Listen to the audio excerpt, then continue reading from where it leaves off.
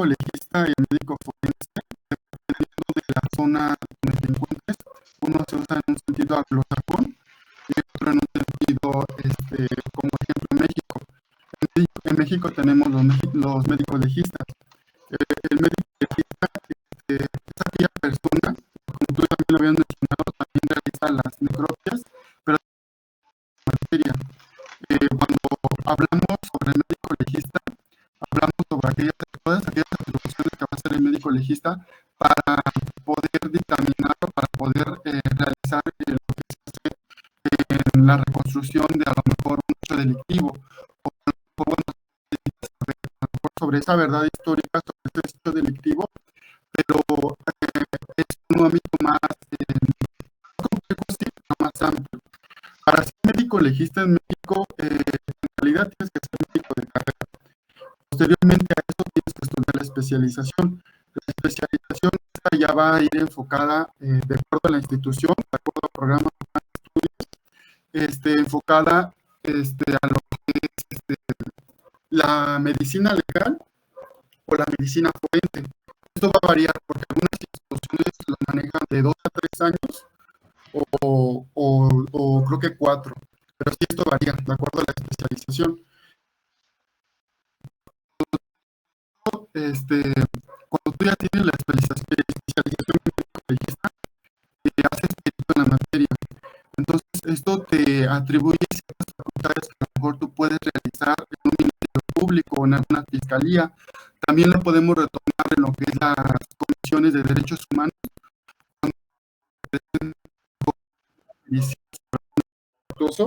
y se necesita saber precisamente eso, todas estas implicaciones que se hacen para retomar precisamente lo que comento un acto delictivo. Entonces, en sí, pues podemos decir que el médico legista, para ser médico legista, pues simplemente la carrera, carrera técnica médico y posteriormente la especialización que esta llevaría de acuerdo a cada institución, de acuerdo al plan de estudios. Y pues esto sí es una es muy importante porque sí juega un papel muy importante dentro de las fiscalías y también dentro de los ministerios públicos, porque como ya lo he mencionado, sí tiene muchas atribuciones en la aplicación.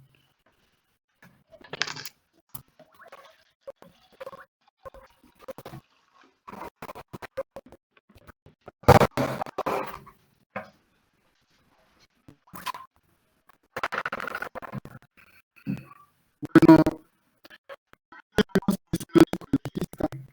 aquí la definición nos dice que el médico legista es un profesional de la medicina especializado en medicina legal. Su labor principal es aplicar conocimientos médicos en el ámbito legal y judicial para ayudar a resolver casos que requieren una evaluación médica y especializada. Bueno, entre las principales funciones de un médico legista incluye la realización de necropsias, elaboración de informes periciales, testimonio en juicios, evaluación de lesiones y análisis de pruebas forenses. Cuando hablamos sobre la realización de necropsias, esto se hace principalmente cuando los médicos legistas necesitan hacer la identificación de un cadáver, hacer la elaboración, cuando se necesita saber la identificación, cuando a lo mejor la persona estuvo en algún, por ejemplo, en un tránsito y se necesita saber a lo mejor la causa de muerte. También cuando se tienen hechos delictivos y se necesita saber cuál fue la causa de muerte, porque posteriormente a eso se va a dar la identificación del delito. También tenemos la elaboración de informes periciales. Esta elaboración de informes periciales va con que estos informes periciales hacen referencia a dictámenes como por ejemplo el certificado médico que hace el médico legista para cuando hace la mecánica de lesiones o cuando hace precisamente esta misma clasificación. Bueno, esta clasificación que hace el médico legista también es de suma importancia porque en ella se va a ver reflejado cómo se encuentra el detenido. En un caso hipotético, podríamos tener a lo mejor una persona X es detenida y posteriormente a esto pues es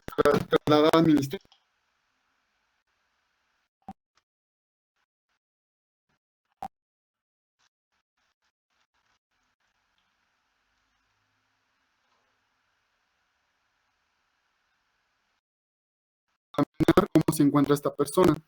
Por ejemplo, cuando una persona es detenida, se hace su traslado al Ministerio Público. Posteriormente, esto se hace, se ingresa con un médico legista y va a hacer la clasificación de lesiones. Cuando realiza la clasificación de lesiones, el médico legista va a determinar qué tipo de lesiones presenta en este caso el detenido. Cuando hace la clasificación de lesiones, debe de estar concatenado con el aspecto físico que tiene la persona cuando es detenida y de acuerdo a las lesiones que presenta. ¿Por qué? Porque hay muchos casos en los que se presenta cuando no hay una correcta clasificación de lesiones. También podríamos mencionar lo que se vive en la práctica. Cuando hablamos que a lo mejor una persona es detenida y a lo mejor ahorita se está muy de moda esto que es la violencia intrafamiliar, entonces ya está identificada en este sentido a mayor pena y ya se le ha dado mayor importancia a lo que es la violencia intrafamiliar, porque cuando el médico legista, en este caso ingresa al detenido, tiene que hacer la misma evaluación. Por ejemplo, cuando un detenido ingresa al Ministerio Público porque levanta una denuncia a lo mejor de violencia intrafamiliar y él mismo dice que a lo mejor presenta distintas lesiones, a lo mejor una quimosis. Sabemos que la quimosis, de acuerdo a cuando se hace a través de un objeto, a lo mejor un objeto contundente, presenta cierta coloración. Cuando se hace de un primer momento, presenta una coloración rojo violáceo, posteriormente va a tener una coloración verde, amarilla, y va variando de acuerdo al tiempo que lleva esa misma lesión. En un primer momento, podríamos tener que a lo mejor una persona que presenta una denuncia por violencia intrafamiliar y a lo mejor dice que su esposo le ha causado esta lesión y que posiblemente derivado de esto dice que a lo mejor el hecho fue hace una hora. Entonces, cuando se ingresa, en este caso, con el médico legista y a lo mejor el médico legista hace la misma valoración y a lo mejor la misma quimosis ya tiene una coloración verdosa, entre amarillenta y verdosa, pues no tiene relación con lo que está en este caso porque no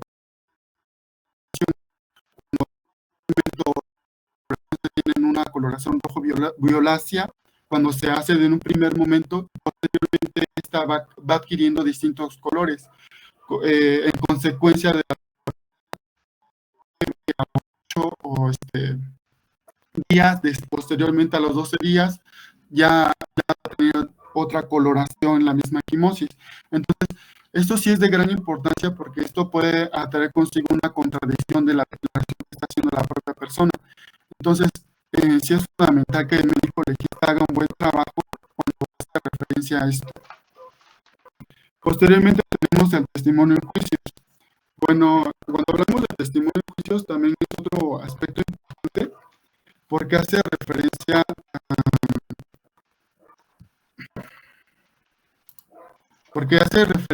que a lo mejor, por ejemplo, cuando se llega a presentar un caso en materia penal y el propio abogado no conoce referentes conocimos de la medicina, los propios médicos pueden fungir como asesores técnicos. ¿Por qué? Porque ellos tienen el mismo conocimiento sobre la materia, sobre el área.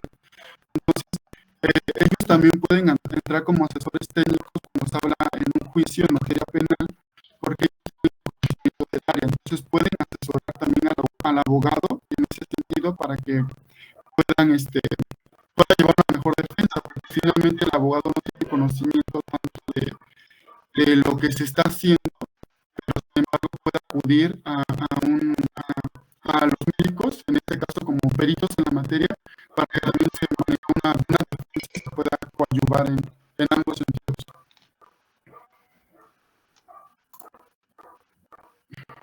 Posteriormente hace de médico legista en las instituciones de administración de justicia.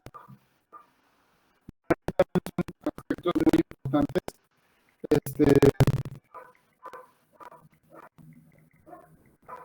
Mm, Hace médico legista en agencias del Ministerio Público. Bueno, realiza clasificación de lesiones a través de un certificado médico que bueno, este certificado médico tiene referencia a tejidos, órganos, a la naturaleza, la gravedad, el tiempo de recuperación y las consecuencias probables. Con este certificado médico que hace el médico legista, de acuerdo a los tejidos, a su naturaleza, a la gravedad que puede presentarse cuando se comete una lesión, es de una importancia para la tipificación del delito, porque posteriormente a lo mejor el juzgador en este caso la mayor punibilidad que se le puede dar cuando se comete un hecho delictuoso. En la realidad, en la práctica, no quizás a lo mejor por problemas que se dan frente a frente, posteriormente presenta su denuncia, se tiene que hacer esta valoración, porque esta valoración le va a permitir conocer cómo va a poder tipificar el juzgador en este caso este hecho delictuoso. Por ejemplo, a lo mejor cuando presentan unas lesiones, hay lesiones que de acuerdo al Código Penal se van a tipificar si tienen mayor punibilidad cuando no tardan en sanar mayor de 15 días. Cuando estas lesiones tardan en sanar mayor de 15 días, sí ya se comete mayor punibilidad, porque la gravedad o la lesión que tú estás haciendo, en este caso a la otra persona, es de mayor intensidad. ¿Por qué? Porque a lo mejor sabemos que hay ciertas características que se pueden hacer de manera culposa, de manera dolosa, pero que finalmente tienen un impacto negativo en contra de la otra persona. Entonces aquí es de gran importancia esto, porque de acuerdo a esto se va a retomar lo que pueda hacer el médico. Bueno, aquí tenemos también el equipo de recuperación, que es un aspecto también importante. Si estas lesiones tardan más de 15 días en ser curadas, pues obviamente la reparación del daño que debe de hacer la otra persona va a ser mayor. ¿Por qué? Porque le está causando una gravedad muy mayor. Entonces, si esta lesión a lo mejor en un periodo de un mes o más tiempo le puede ocasionar la pérdida de la vida de la persona, pues obviamente ahí va a operar una reclasificación del delito. ¿Por qué?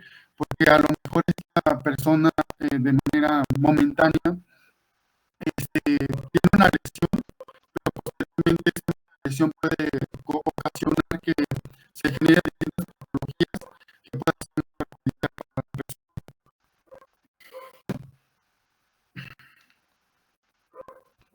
Okay.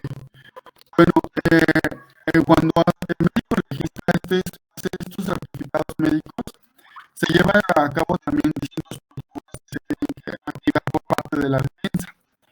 En este caso también tenemos el protocolo de Estambul. El protocolo de Estambul es un manual de investigación y documentación efectiva sobre actos de tortura, de castigos y tratamientos crueles, inhumanos y degradantes.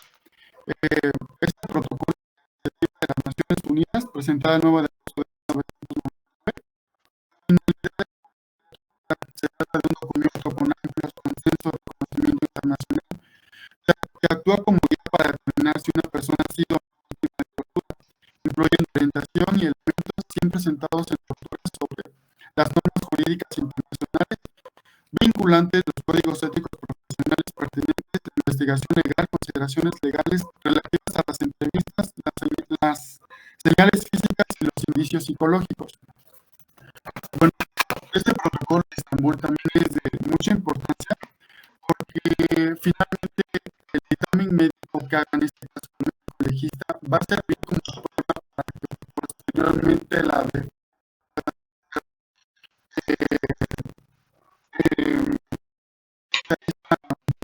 activar el protocolo para que se pueda llevar a mejor defensa. Cuando una persona es detenida, sea el delito que sea robo, secuestro, el delito que sea, cuando es detenido, a lo mejor, por ejemplo, un detenido que es infragante en flagrancia y que es protección del Ministerio Público.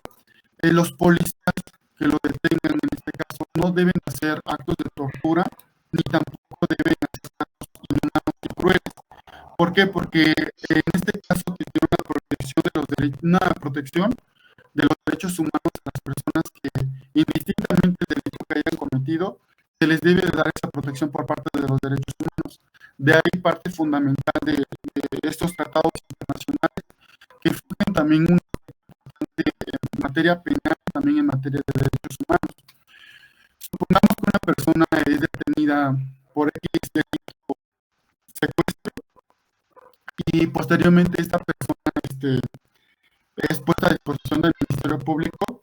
Bueno, se debe de llevar un debido proceso. Este debido proceso es de gran importancia para que esta persona sea sentenciada.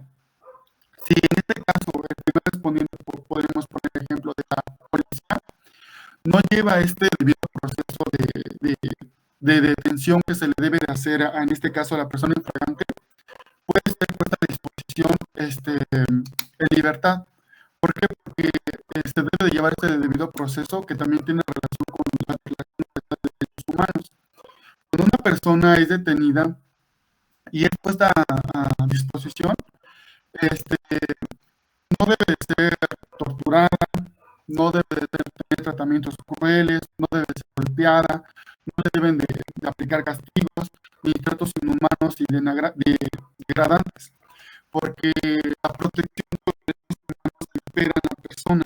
Por el simple hecho de ser un humano, debe de haber esa protección por parte de la persona.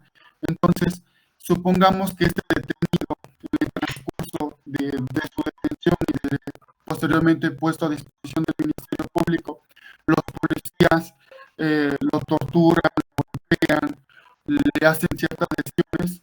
Posteriormente, cuando él ingresa al Ministerio Público, el médico legista deberá de hacer la evaluación de las mismas lesiones.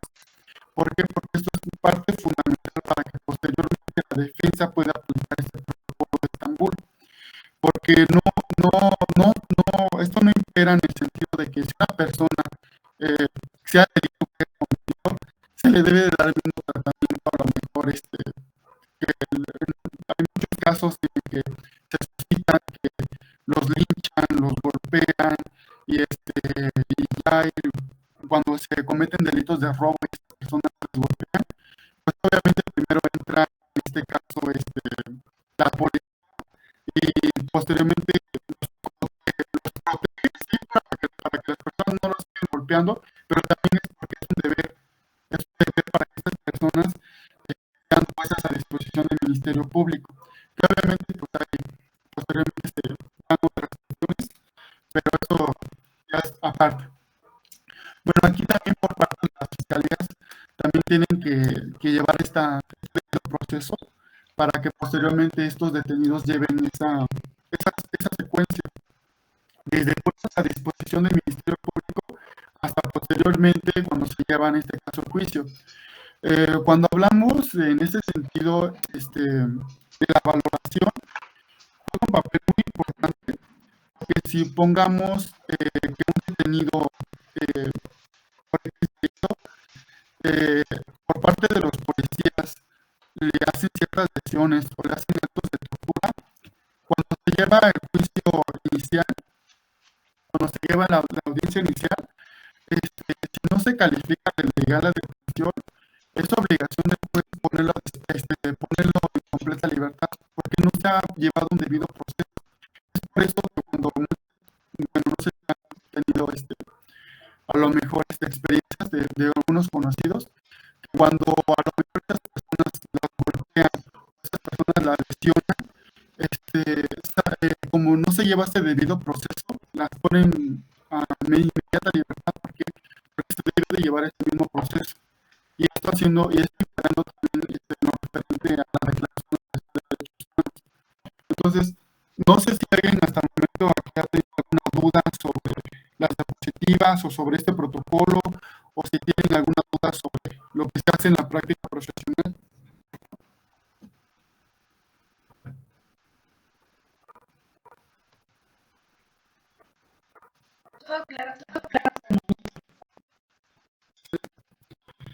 Este, bueno, posteriormente vamos a retomar lo referente a la Declaración Universal de Derechos Humanos. Bueno, esta Declaración Universal de Derechos Humanos es un documento histórico adoptado por la Asamblea General de las Naciones Unidas el 10 de diciembre de 1948 en París.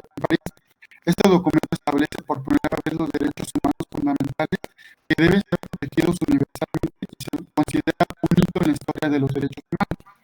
Contenido y principios de la Declaración de Derechos Humanos, esta compuesta es un preámbulo a través de 30 artículos que detallan una amplia gama de derechos y libertades inherentes a todos los seres humanos, independientemente de su raza, color, religión, sexo, idioma, política, origen nacional o social, propiedad, nacimiento u otra condición. Bueno, esta Declaración Universal de Derechos Humanos son todos estos derechos humanos que nosotros como personas tenemos independientemente de cualquier circunstancia que se llegue a suscitar. Esta Declaración Universal de Derechos Humanos la tiene toda persona por el simple hecho de ser una persona humana. Entonces, nosotros gozamos de todos estos derechos que son pieza fundamental para que se llegue a una buena impartición de justicia. La Declaración Universal de Derechos Humanos nace también a continuidad de lo que es la Primera y Segunda Guerra Mundial, porque sabemos que en la Primera y Segunda Guerra Mundial se llevaron ciertos actos, ciertos delitos que cometían a lo mejor ciertos países unos contra de otros, por ejemplo, el uso de armas nucleares, que es también un aspecto muy importante cuando se hace estos exterminios de gran cantidad de gente y que no existe como tal un tratado internacional que proteja a todas estas personas que son víctimas de esos mismos delitos. Entonces, la Declaración Universal de Derechos Humanos es una pieza fundamental que hace también en la aplicación de todos aquellos países que lo firman, porque en este tratado internacional no todos los países, hay algunos países que lo ratifican y que lo firman, y son los mismos países que pueden interaccionar con otros países en la aplicación de los derechos humanos, que es también una pieza muy fundamental e importante.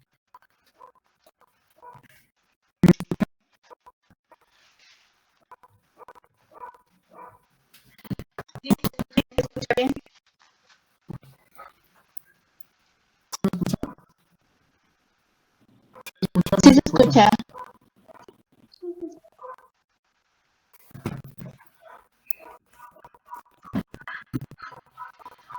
Bueno, es que se salió del audio, pero sí, sí, escuchando. Sí, se escucha. Tenemos la declaración, bueno, tenemos medicina legal y las ciencias forenses. Para la investigación de un hecho delictuoso se necesita medicina legal, medicina y ciencias forenses, que ayudan a conocer la mecánica de hechos de un suceso delictivo. Tenemos la criminalística, la antropología forense y la química forense. Bueno, la criminalística trabaja con distintas áreas que son parte coadyuvante que van a poder decirnos sobre un hecho delictuoso. En este caso tenemos balística forense y fotografía forense. La criminalística, como una disciplina auxiliar sobre la medicina legal, nos va a permitir estudiar ciertos indicios que se pueden utilizar para la reconstrucción de hechos. Por ejemplo, cuando una persona a lo mejor se comete el delito de homicidio, a lo mejor por un arma de fuego, y que posteriormente esta persona recibe un disparo de un arma de fuego, se tiene que hacer este proceso de la reconstrucción de hechos y de una mecánica de hechos que se lleva a través para conocer una verdad histórica sobre el hecho delictivo. Estas ciencias auxiliares puede ser la balística. Por ejemplo, hay balística interna y hay balística externa. La balística externa hace referencia a desde el momento en que esté accionada la arma, y en este caso la bala sale a través del proyectil por una explosión que hace que aquí y posteriormente en este caso a través de una explosión que se hace dentro de la mecánica de la arma.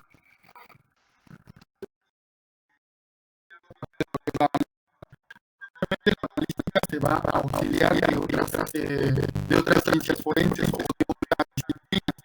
Por ejemplo, cuando se hacen las periciales, para poder saber de un hecho delictuoso, suponamos el ejemplo de un X delito, y una persona que es lesionada por una estas periciales, sabe a lo mejor cómo se ha sucedido la reconstrucción de hechos.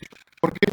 Porque supongamos una persona que está en su escritorio y esta persona tiene una nota quizás suicidio y dice que a lo mejor suicidar y que ya no quiere continuar con su vida y se presenta toda esta situación y posteriormente tiene un arma de fuego y funciona la arma de fuego y esta arma de fuego le quita la vida, se tiene que hacer ciertas periciales para saber si esta reconstrucción de hechos fue veraz, o sea, si esta reconstrucción de hechos es certera.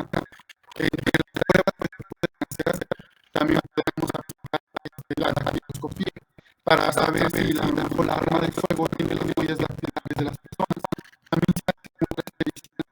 Si esta persona es zurda o si esta persona es diestra, pues obviamente el arma de fuego va a tener el técnico como esta persona. También se pueden hacer periciales. El instituto puede hacer la misma persona con la grafoscopía. La grafoscopía hace referencia a los rasgos que se hacen las letras o en la forma que se escribe. Dependiendo de la forma que tú escribas, a lo mejor una inscripción va a ser esa dirección que tiene la letra. Esto forma parte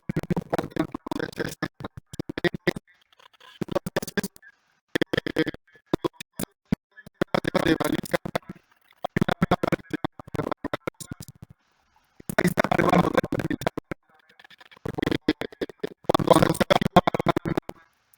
en este caso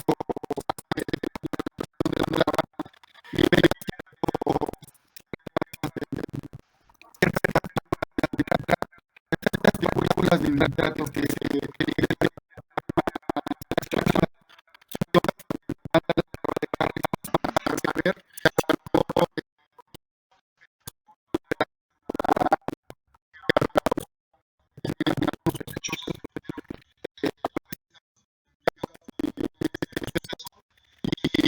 se les hace la prueba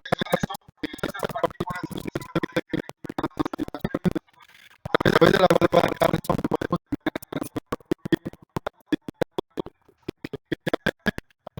de la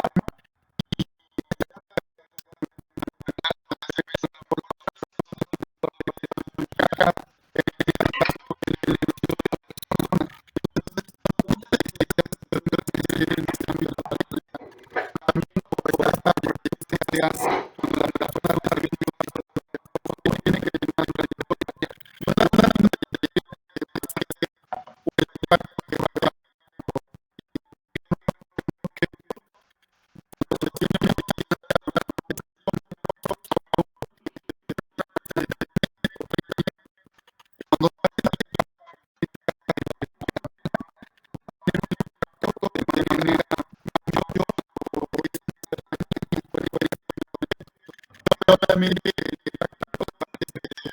no cuando está a una distancia integrante de los procesos delictuosos y también empieza a la balística forense. También tenemos lo que es la fotografía. La fotografía forense también es de gran importancia cuando retomamos estos aspectos de aquí tenemos un cielo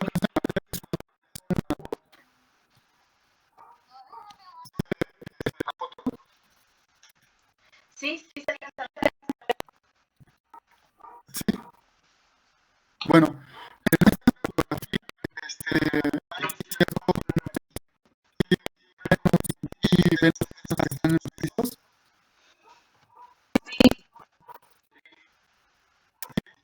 ¿Ustedes por qué creen que se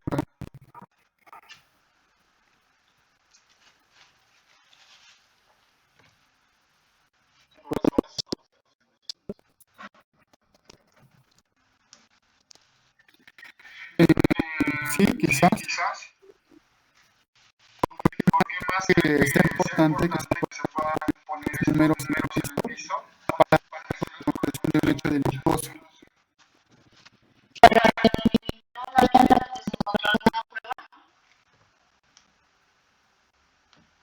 Sí, también es de suma importancia. Otro aspecto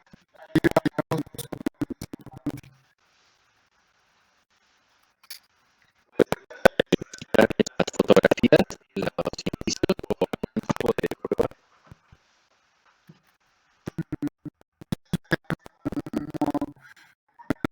en este caso las fotografías. Esos numeritos que se ven abajo, 1, 2, 3, 8, 5, 4,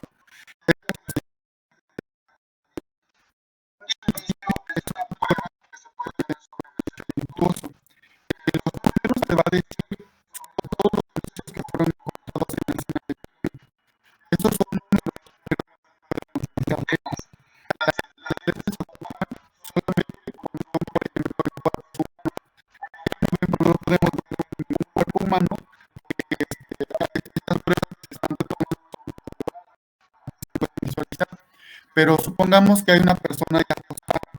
A esta persona también se le puede ver por un tratamiento. En este caso sería una letra. Esta letra puede ser la A, B, C, D, y va dependiendo del número de cuerpos que van a ser hallados. Aquí podemos tener esta numeración. La numeración se va a poner de acuerdo a los indicios que la clasificación se va a hacer de acuerdo al número, pero también de acuerdo a qué cercanía el hecho de que se está estudiando. Supongamos que la persona fue encontrada debajo de la mesa. Posteriormente, cuando se encuentra el cuerpo, se le va a hacer la clasificación de los indicios, pero de acuerdo a la cercanía del cuerpo. Entonces, el primer indicio que esté más cercano al cuerpo va a ser el número 1. El subsecuente será el 2, el subsecuente será el 3, de acuerdo a los indicios que sean encontrados. Los números también juegan un papel importante porque posteriormente se hace la capturación de los mismos indicios. Todos los indicios en realidad pueden ser cualquier objeto que tenga trascendencia fundamental en el hecho delictuoso. Podría ser a lo mejor una bala, un peine o una carta, inclusive hasta ciertos objetos que inclusive sean de fundamental trascendencia cuando se intenta hacer la misma averiguación. Aquí podemos ver que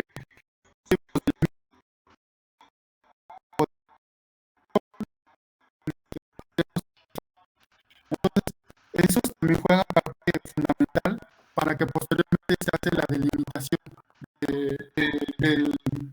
sobre lo que se encuentra en el recurso. Se hace la delimitación para posteriormente no se contamine la escena de crimen, porque una escena de crimen se puede contaminar. A lo mejor alguna persona que ingrese, a lo mejor mueva un indicio o mueva a lo mejor un objeto y posteriormente eso puede dar un aspecto totalmente diferente a lo que se hace en este caso,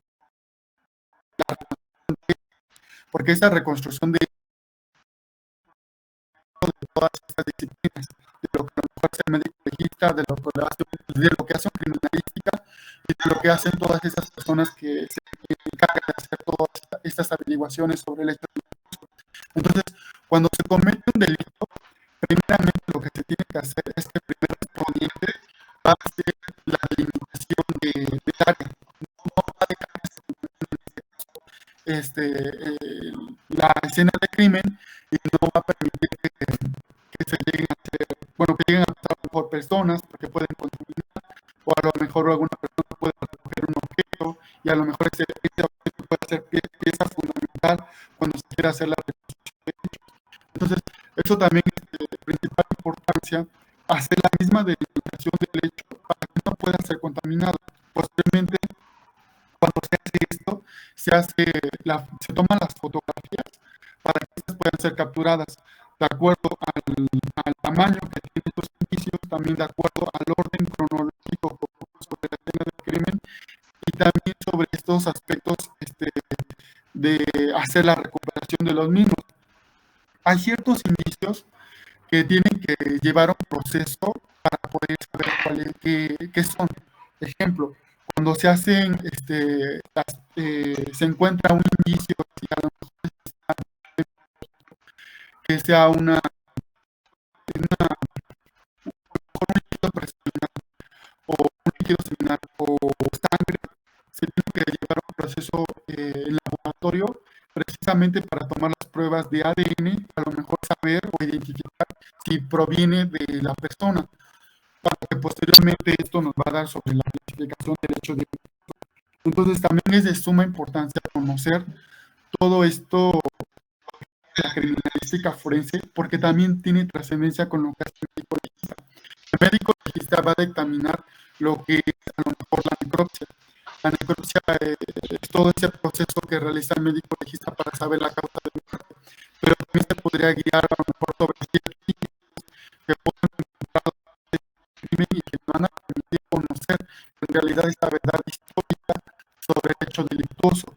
Entonces también forma un papel muy importante lo que es la fotografía forense, porque la fotografía forense tiene toda esta saturación de todos estos indicios que probablemente van a servir de clasificación para el hecho delictuoso. Otro aspecto también importante es la antropología forense. La antropología forense relacionada con lo que es la necropsia o el estudio de cadáver. Porque es muy importante, porque la antropología forense nos va a permitir conocer sobre estos aspectos de la identificación de cadáver, sobre cuál fue la causa de muerte, sobre algunas cuestiones que pueda tener también para poder examinar la causa de muerte. Nos va a permitir conocer esta verdad histórica sobre el mundo delictuoso. La química forense también tiene relación con lo que es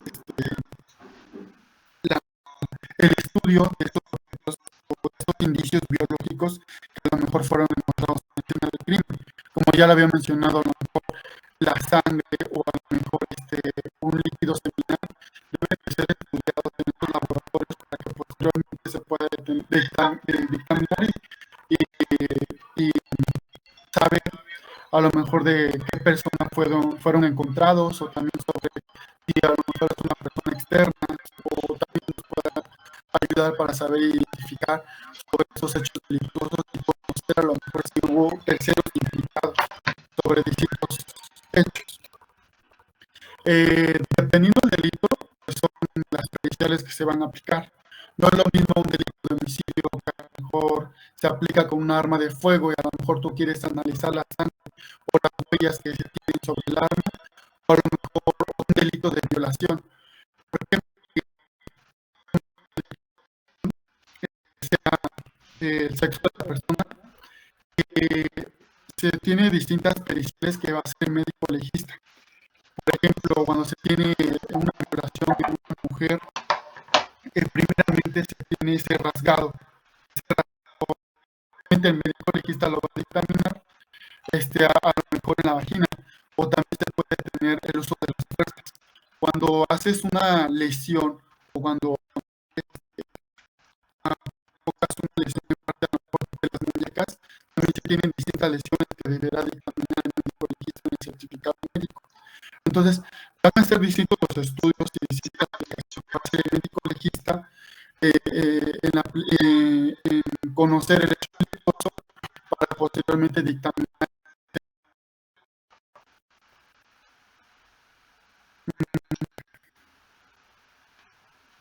Bueno, estos dos son importantes. ¿Todo bien?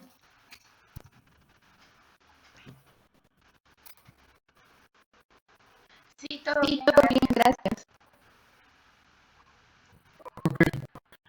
Bueno, posteriormente tenemos la responsabilidad profesional en la praxis médica. La responsabilidad responsabilidad profesional en la mala praxis médica, esto se refiere a la responsabilidad profesional por los actos realizados sin seguimiento de la diligencia o beneficio del paciente. Se identifica frecuentemente a partir de uno o más errores injustificados, por lo que por tanto responsabilidad de parte del médico. Se tiene, bueno, en la realidad, en una mala práctica médica, a lo mejor nosotros, a lo mejor como médicos realizamos una mala práctica en un paciente y se tiene esa responsabilidad, se tiene tres tipos: civil, una penal y una administrativa. Esto va a depender mucho del grado de daño que ocasione en este caso al paciente. Cuando se tiene una responsabilidad civil, bueno, en realidad van concatenados, pero todo esto depende de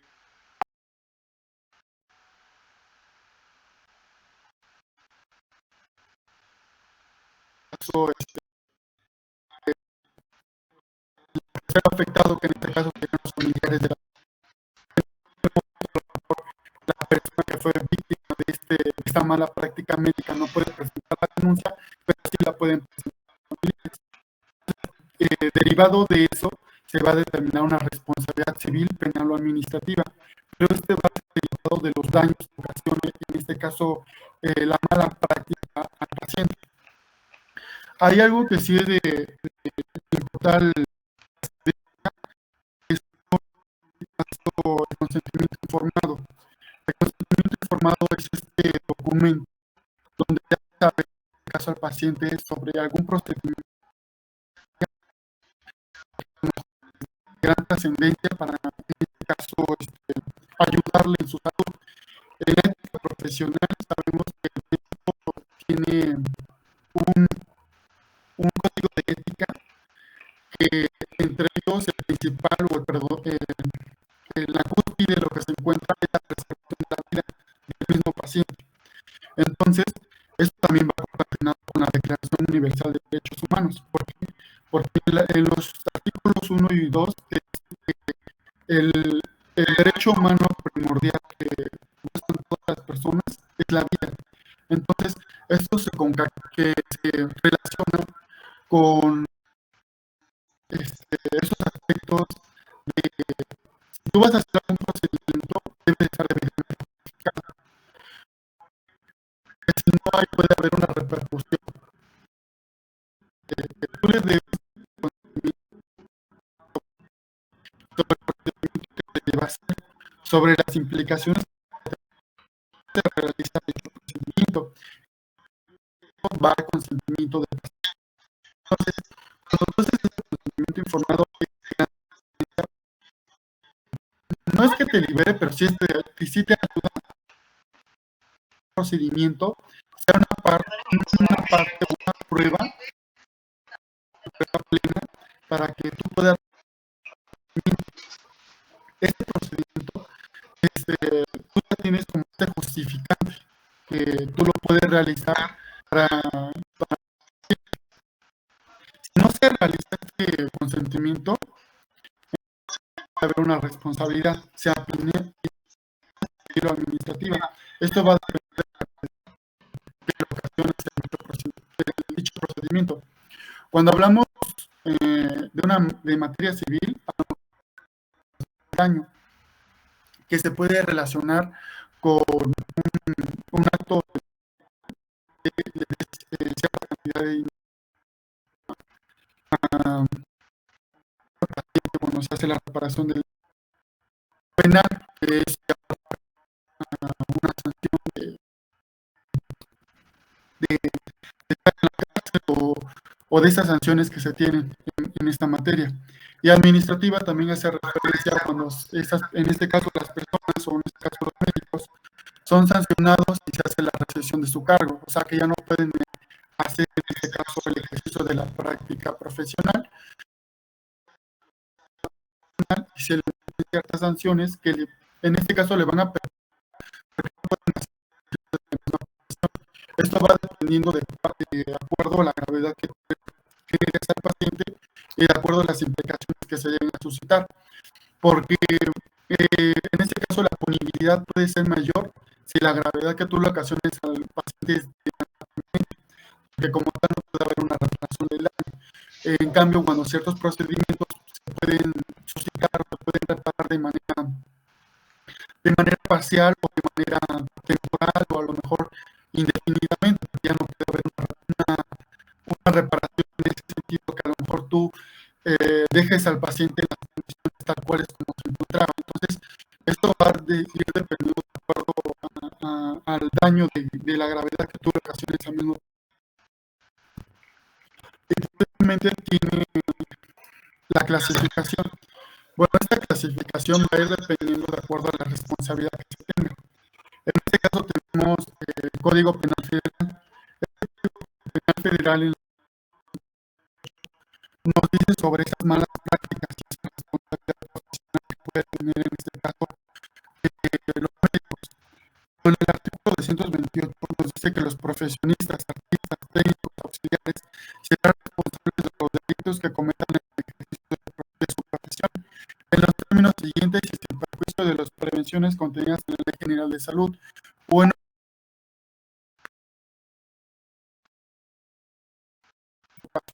además de las sanciones por los delitos que resulten consumados, según sean dolosos, culposos, se le aplicará una suspensión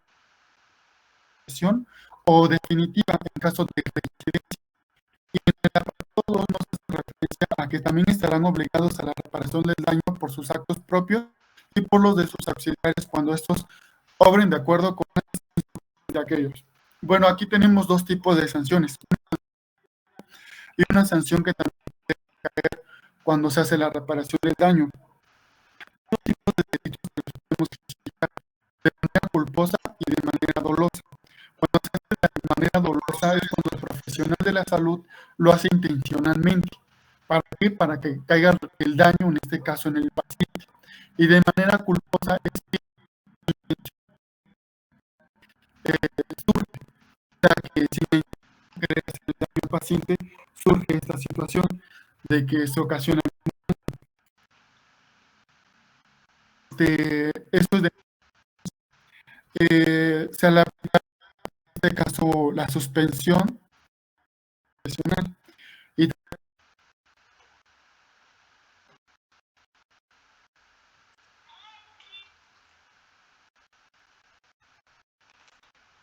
retiene lo que es la salud profesional y si te pide realizar en este caso también la práctica profesional por parte del ejercicio médico.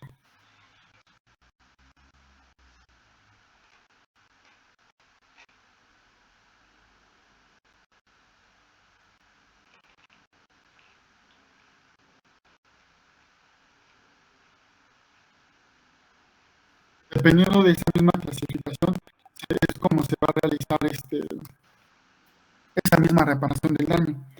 Entonces, aquí tenemos esas dos sanciones que pueden ser de acuerdo a una mala práctica médica que tengan, en este caso, los médicos en el ejercicio de su profesión.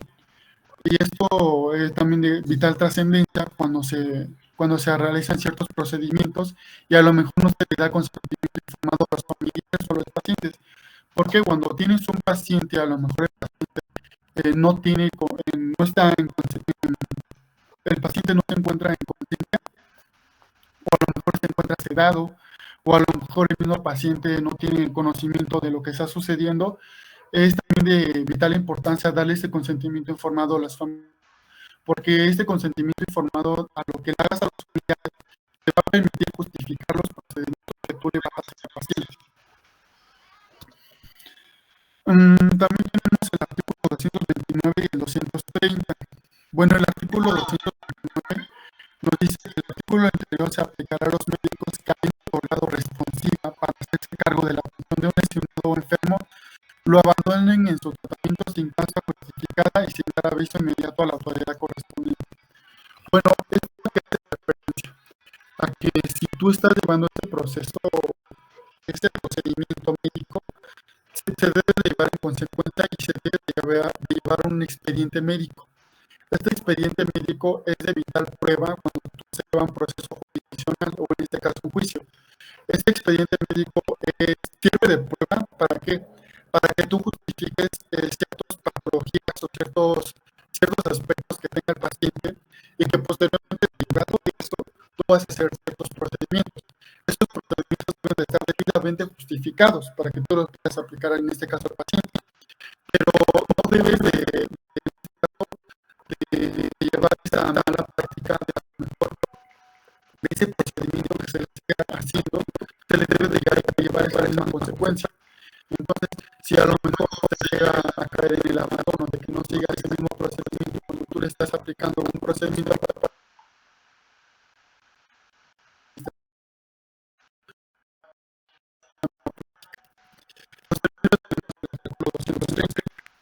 y ese artículo nos dice que se encuentra presión de a un año a juicio del juzgador, de los directores, encargados, administradores de cualquier centro de salud donde ocurra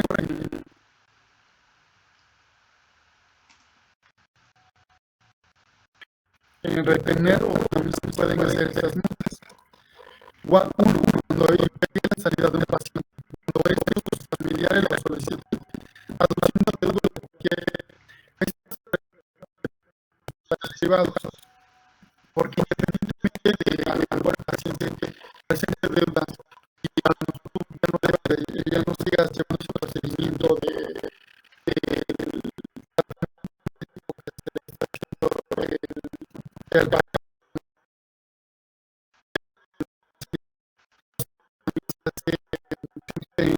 instituciones públicas, también evitar espacios privados más se suscita. Posteriormente,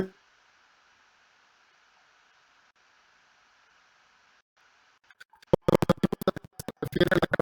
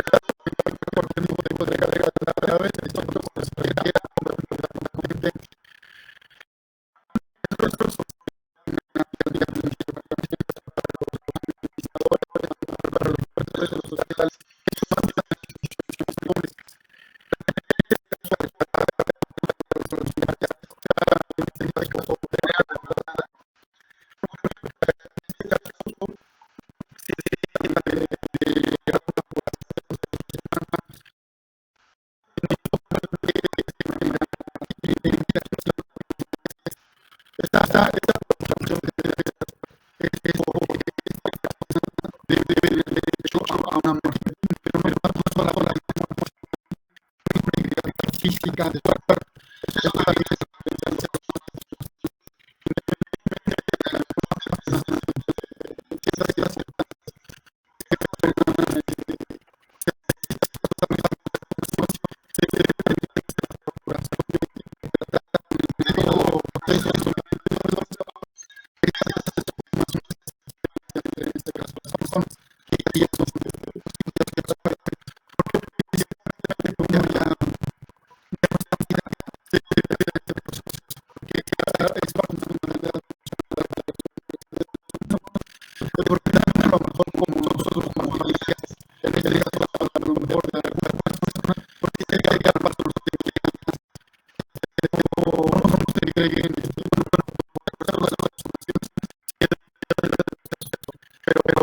no se entrega un cadáver o se entrega una tardía, pues es para nosotros pues no tener en este caso ese proceso de dolo cuando se lleva ese proceso de que pues ya pierdes a un paciente o pierdes a algún familiar y se debe de llevar, si debes de llevar ese proceso de dolo para que posteriormente pues entonces hay también una responsabilidad de multas y de suspensión de actividades cuando los directores o en este caso los encargados o administradores no lleven esta procuración de la administración de la salud pública. Bueno, y eso sería todo. No sé si alguien tenga alguna duda.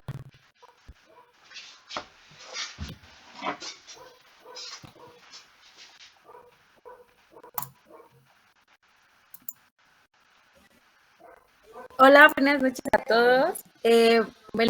Por parte de la vicepresidencia, del Consejo Ejecutivo, agradecemos el tiempo del licenciado por apoyarnos con esta ponencia. Realmente es una ponencia muy interesante y que considero que muchas veces no le tomamos atención que debería este tema. Sin embargo, el licenciado pues ya nos un programa más amplio, estas cuestiones médico-legales que tienen pues en nuestra área.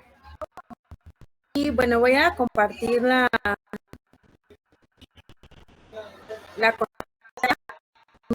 si se ve mi pantalla, por favor.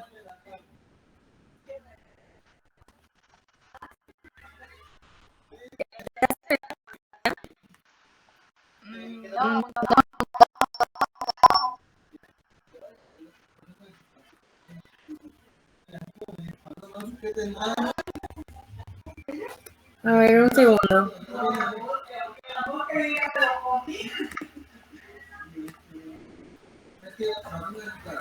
A ver, ahí ya se ve.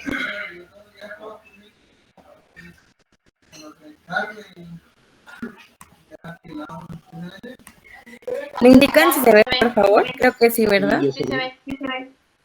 Ok, bueno, entonces, licenciado, nuevamente agradecemos mucho su tiempo, colaboración con esta asociación. Y bueno, como placer decir, hablando de la Asociación de Bacaneros de Salud,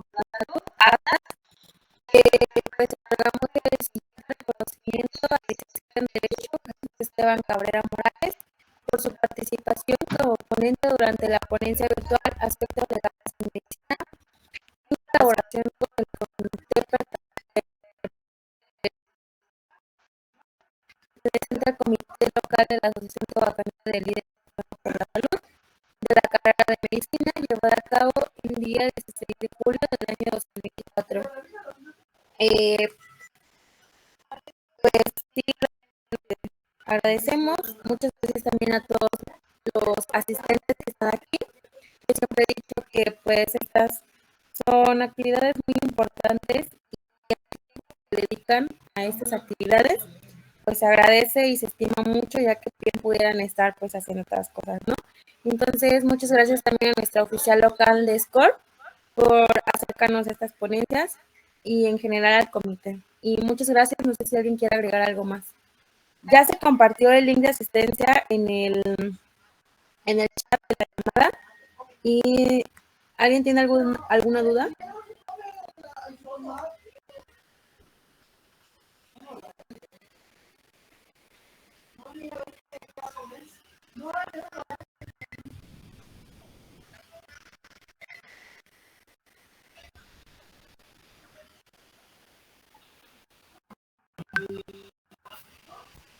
Bueno, creo que no hay ninguna duda. Entonces, pues muchas gracias a todos. Vamos a finalizar la llamada. Pues, haremos llegar su